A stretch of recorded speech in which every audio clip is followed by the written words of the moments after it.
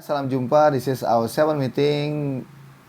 With me again in academic listening subject. We about to discuss something related to speaker stance lecture. Apa sih speaker stance lecture itu? Ya sudah, kita cari tahu ya. We go.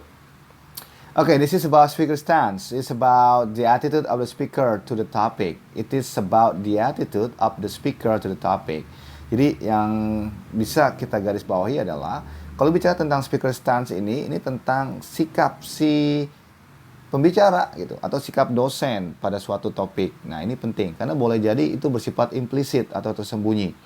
Atau kalau kalian cukup jeli, boleh jadi ya eksplisit, dosennya kesal, marah, dosennya lagi happy, dosennya lagi mau mempengaruhi, dosennya lagi ingin mencoba menolak suatu ide atau konsep, so on and so on. Ya, jadi speaker stance terkait dengan the attitude of the speaker to the topic. Yep. And it's also about how he or she feels about the topic. Gimana ya terkait topik tersebut. Ya. Jadi dia meresponnya seperti apa, perasaannya seperti apa terhadap satu topik. Often the speaker will not directly say how he feels. However, he'll give clues. Wow. Jadi kalau di academic listening itu memang kita tidak boleh jadi kan latihan kita kan mendengarkan ya dari podcast atau TED atau dari web. Kita tidak melihat langsung gesture atau mimik dari wajah si pembicara. Kita hanya mendengarkan. Tapi clue-cluenya itu bisa kok diketahui dari intonasi, dari hal lainnya, dari ujaran yang bisa ditangkap. Ya. Berikutnya ada hal penting yang harus kita ketahui. Pertama, three important things to listen. Pertama, is about the meaning of the word itself. Ya, the meaning of the word itself. Nah, ini kita pernah singgung loh di pertemuan sebelumnya. Kalian masih ingat nggak? Meaning yang dari kata saja. Ayo, itu di pertemuan keberapa? Nggak apa-apa, lupakan. Berarti nggak ingat ya. Ya, saya doakan semoga ingat. Berikutnya, the context in which they are spoken. Nah, terkait konteks. Jadi kalau misalkan saya bilang starving, boleh jadi saya nggak lapar banget. Saya cuma mau ngetes aja. Ada yang mau beliin makanan atau enggak. Nah, tapi kalau misalkan konteksnya betulan, kalian ketemu saya lalu melihat suara saya sudah sangat berat sekali, lalu kalian bisa melihat saya megang perut dan sangat lemas sekali. Boleh jadi itu bukan hanya lapar, boleh jadi yang lainnya. Ya, kita pernah diskusi itu kan. Keywordnya masih sama, saya singgung tentang starving. Good. Number 3, the way they are spoken. Caranya diucapkan seperti apa? I'm so starving. Really? I'm so starving. Please. Beda ya. Mungkin satu saya ingin banget dibantu. Boleh mungkin dipesanin aplikasi makanan gitu kan. Untuk dianterin langsung ke rumah. Atau boleh jadi yang kedua itu saya nyuruh tuh marah-marah, ngomel. Jadi beda kan. Okay, taking all three together will give you the speaker stance. Nah, ini harus digarisbawahi. Tidak bisa parsial, tidak bisa sepotong. Ya, tidak bisa mendengar kata saya tuh malas ketemu dengan kamu lagi, misal dari seseorang. Itu nggak bisa hanya dipahami kalimat atau kata itu saja. Harus 3. Wordsnya, meaning aslinya itu, oke, boleh jadi memang dia sudah malas, tidak mau melihat atau bertemu lagi, gitu. Lalu konteksnya, kalau konteksnya lagi marah, lagi berantem, ya boleh jadi beneran ya, gitu. Kesel beneran, bete beneran. Tapi kalau konteksnya lagi biasa aja, bilang seperti itu, boleh jadi dia bercanda, kan gitu. Lalu berikutnya, the way they are spoken. Nah, diucapinnya seperti apa gitu, nadanya, intonasinya, pitchingnya, volumenya seperti apa. Jadi hati-hati. Saya pernah bilang ini skill ini itu sebetulnya sudah dimiliki oleh kaum Hawa. Seriously.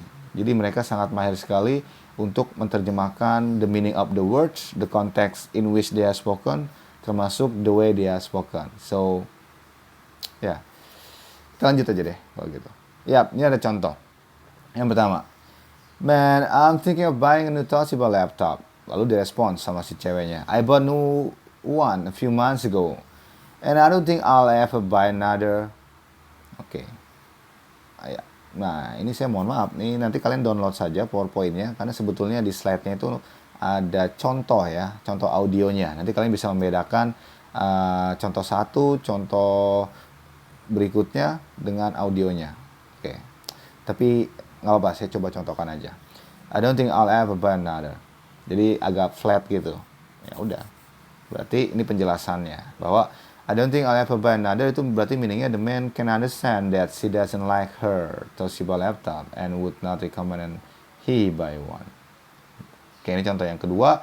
Kasusnya seperti ini lanjutan dari kasus tadi ya, tentang mau beli laptop baru atau enggak. Berikutnya adalah, why is that? Why is very slow? And setting up the wireless connection was a bit of a nightmare for me. Lalu direspon sama si cowok, must have been unlucky. Both my brother and sister have one. And they really like them.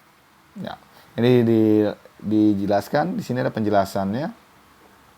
Dibilang the context here of course is still the same, and the man stated that both his brother and sister think the Toshiba is a good laptop, though he doesn't say so directly. He is signaling that the woman's negative opinion of the Toshiba will not change his mind, and he will still buy one. Jadi ya udah nggak apa-apa, akan tetap aja dibeli. Ya, berikutnya contoh yang ketiga. Nah, ini dia. Sometimes it is a question of how something is said. Jadi cara diucapkannya seperti apa itu akan membedakan. Contoh. Ini ada profesor bilang seperti ini, dosennya bilang, have you received your score for the triple IB test yet? Direspon sama siswanya, actually I slept and I didn't make it to the test center. Direspon sama profesornya, you did what? Nah, kita dengarkan, bisa nggak ya?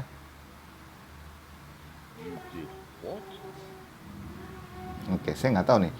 Saat saya merekam ini, di kalian terdengar atau tidak. Nah, kalau tidak nanti kalian download saja PowerPoint-nya, nanti kalian dengarkan. Tapi saya coba meniru deh. Profesornya bilang seperti ini, you did what? Nah, konteksnya tadi, lalu ada penjelasannya. Jadi, taking the context of the conversation, the way the professor spoke, we can understand that he's angry with the student. Padahal biasa aja, flat gitu. Kalau menurut saya, nanti kalian dengarkan deh. You did what? Ya, gitu. Agak sedikit naik tapi masih yang biasa, bukan yang tinggi banget gitu. Tapi ternyata masih masuk kategorinya marah, angry. Nah, kita bedakan ya dengan contoh berikutnya. Nah, responnya masih sama, you did what juga ya. Ini Profesor Jones, kalian boleh baca dulu. Ya.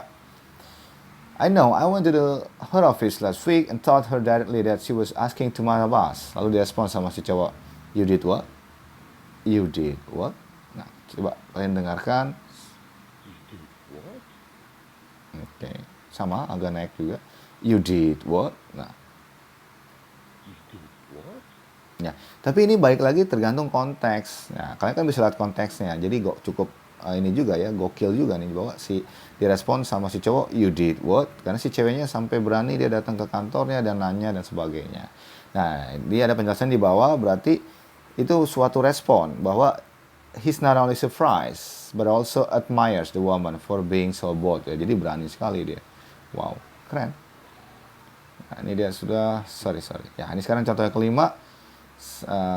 Semoga terdengar.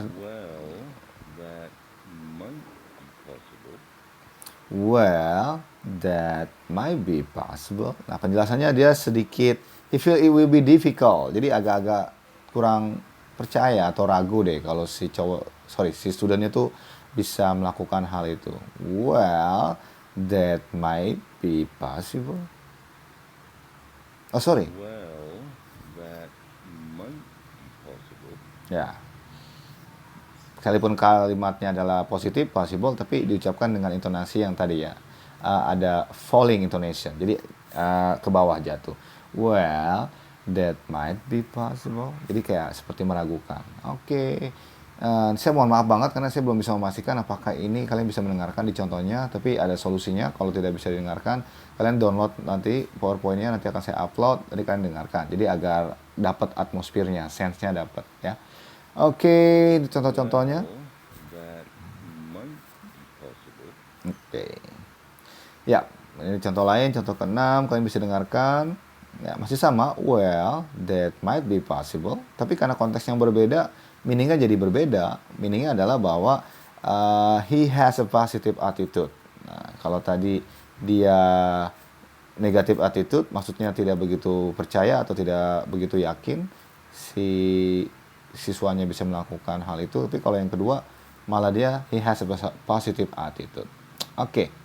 Well, that might be possible. Oke, ini ada latihannya. Kalian bisa download seperti saran saya nanti. kalian dengarkan audionya dan jawab beberapa pertanyaan.